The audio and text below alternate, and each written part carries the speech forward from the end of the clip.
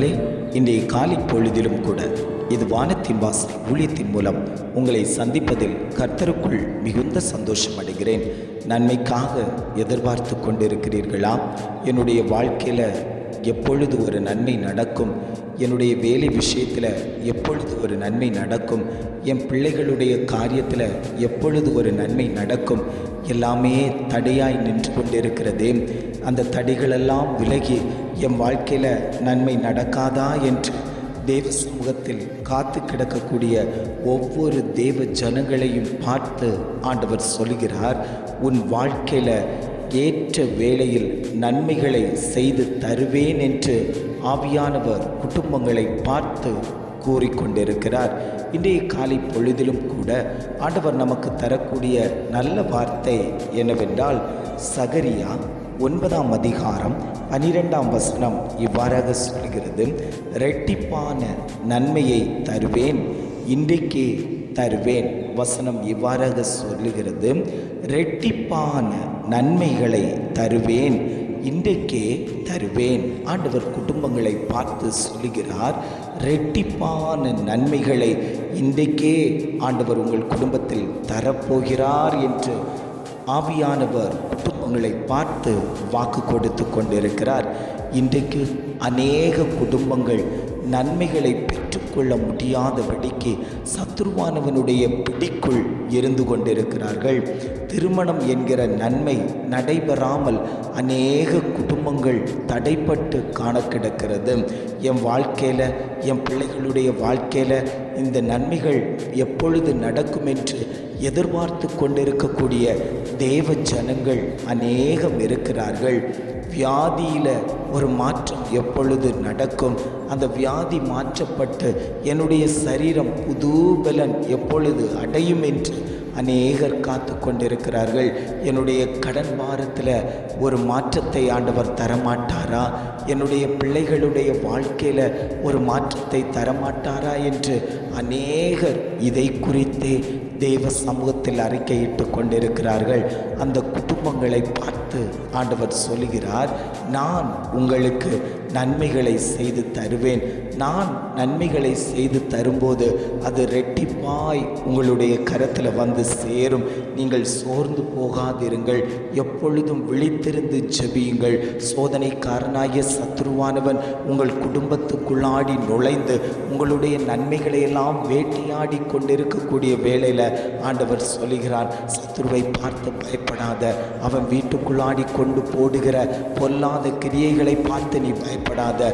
ஆண்டவராகிய இயேசு கிறிஸ்து வெளிச்சமாய் இருக்கிறதுனால அந்த இருட்டின் ஆதிக்கங்கள், அந்த இருளின் அந்தகாரங்கள் உன் குடும்பத்தை விட்டு வெளியேறும். நீதியின் சூரியன் உன் குடும்பத்தில் தங்கி தாபரிப்பாரேயானால் உன் குடும்பத்தில் கிடக்கக்கூடிய அசுத்தங்கள், அசூசிகள், மார்க்க பேதங்கள், கொலை வரிகள், மாம்சத்தின் கிரிகள் அத்தனையும் ஆண்டவர் உன் குடும்பத்தில் இருந்து எடுத்து மாற்றி ஆவியின் கனியினால் உன் குடும்பத்தை நிரப்புவார். அந்த ஆவியின் கனி ஒவ்வொருவர் மேலே பகிரப்படும் போதே அந்த அபிஷேகம் வெளிப்படும். கர்த்தர் உங்களுடைய பிள்ளைகளுடைய வாழ்க்கையை மேலோங்கி உயர்த்துவதற்கு அவர் சித்தமுள்ளவராய் இருக்கிறார். ஆனால் சத்துருவானவன் இடையில் நின்று வழிமறைத்து நன்மைகளை வாரிக்கொண்டு போகக்கூடிய சூழ்நிலை குடும்பத்துக்குள் இருந்து கொண்டிருக்கிறதல்லவோ. ஆண்டவர் சொல்கிறார், மரியாளை போல தேவ சமூகத்தில் வந்து காத்துக்கிட உன்னுடைய காரியம் ஜெயமாய் மாற்றப்படும். உனக்கு விரோதமாய் உருவாக்கப்படுகிற எந்த ஆயுதங்களும் வாய்க்காதே போகும். ஆவியானவர் சொல்லுகிறார், எவரையும் மேன்மைப்படுத்தவும் பலப்படுத்தவும் கர்த்தருடைய கரத்தினாலே ஆகும் என்று சொன்னது போல ஆண்டவர் சொல்லுகிறார், நீ நம்பிக்கை வை, தேவன் பேரில் நம்பிக்கை வை. நம்பிக்கையுடைய சிறைகளே அரணுக்கு திரும்புங்கள், நீங்கள் உங்கள் கூடாரங்களுக்குள் போங்கள். அங்கும் இங்குமாய் சமாதானத்தை தேடி அலைந்து திரிந்து கொண்டிருக்கிறீர்கள் அல்லவோ. கூடாரத்துக்கு போகாமல் எங்கேயாவது என்னுடைய வாழ்க்கைக்கு ஒரு சமாதானம் கிடைக்கும் என்று அந்த சமாதானத்தை நோக்கி ஓடிக்கொண்டிருக்கக்கூடிய தேவ ஜனங்களை பார்த்துத்தான் ஆண்டவர் சொல்கிறார், நீ உன் அரணுக்கு திரும்பு, நம்பிக்கையோடு இரு. நீ உன் உள்ளறையை பூட்டிக்கொண்டு தேவ சமூகத்தில் காத்துக்கிட நான் உன்மேல் வைக்கப்பட்ட அபிஷேகம் அந்த இடத்தில் உன்னிடத்தில் பகிரப்படும் என்று ஆவியானவர் பேசிக்கொண்டிருக்கிறார்.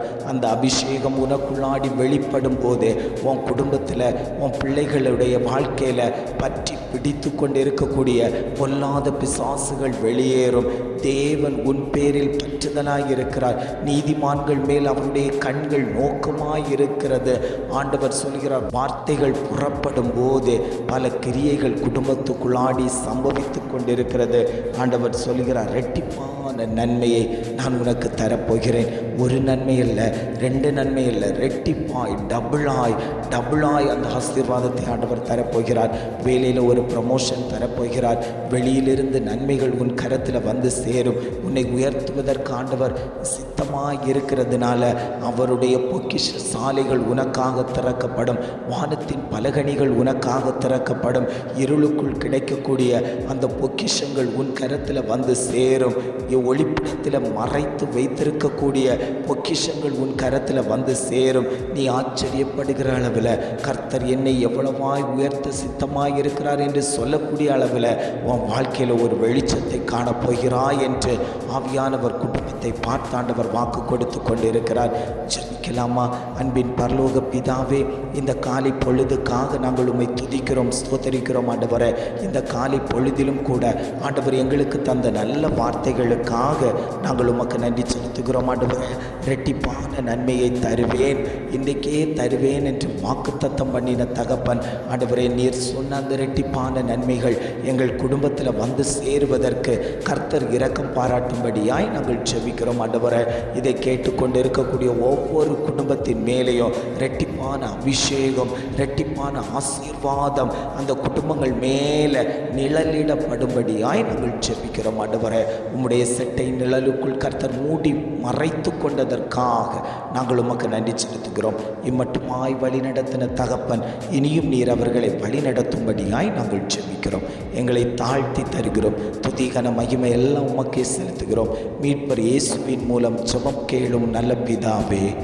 ஆமென், ஆமென்.